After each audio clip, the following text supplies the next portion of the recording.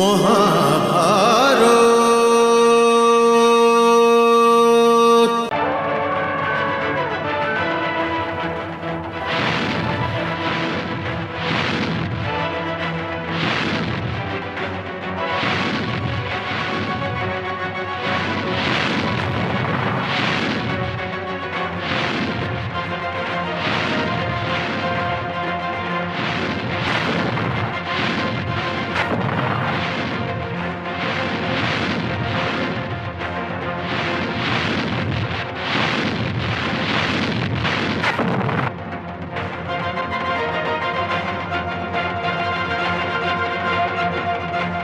হে আচার্য, এখন তো আমাদের অর্জুনের ধ্বজাও চোখে পড়ছে না। এর মধ্যে কোনো সন্দেহই আর নেই যে সুশর্মা অর্জুনকে দিয়ে নিজেকে ধাওয়া করিয়ে অনেক দূরে চলে গেছে। এখন তো অর্জুনের যুদ্ধের কোনো লক্ষণই দেখা যাচ্ছে না ভাগ্নে। কিন্তু আমার বুদ্ধিতে এটা আসছে না আচার্য। সুশর্মার মতো মহাবীর এমন কাপুরুষের মতন পালিয়ে যাচ্ছে কেন? নিজের বুদ্ধির ওপর এতটা জোর দিও না অঙ্গরাজ। যেতে দাও মিত্র, সিন্ধু নরেশ আমার ভগ্নিপতি। হ্যাঁ আচার্য, এখন আমাদের জন্য কি আদেশ আছে? দুর্যোধন, সুশর্মাকে আরো কিছুটা দূরে চলে যেতে দাও, যাতে অর্জুনের ফিরে আসবার কোনো সম্ভাবনাই না থাকে। আমার বুদ্ধিতে এটা আসছে না। আপনারা কেন অর্জুনকে ভয় পান?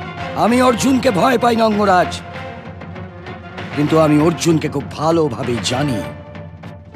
আমি তো চাইছি যে চক্রব্যূহর কথা জানতে পর্যন্ত না পারে।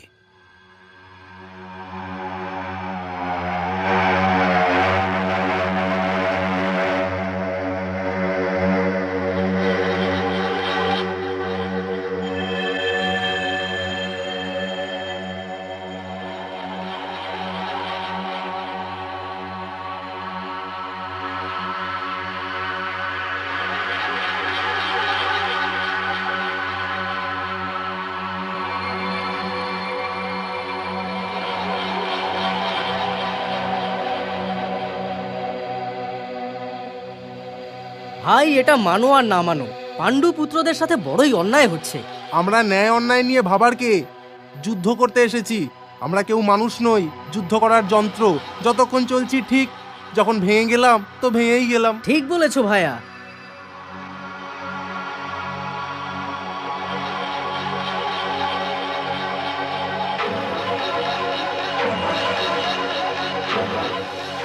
আরে বন্দি তো পালিয়ে গেছে, পালিয়ে গেছে, চলো।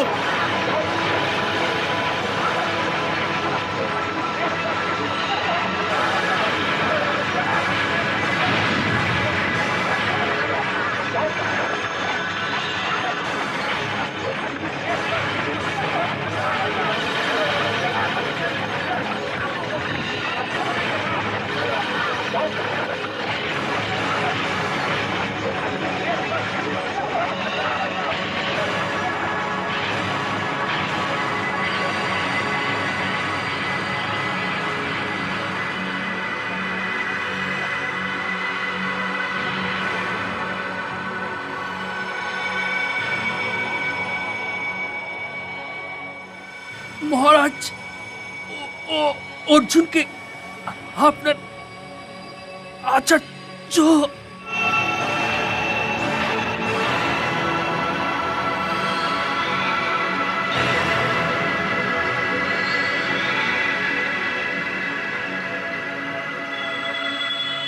আচার্য কি করেছেন গুপ্তচর?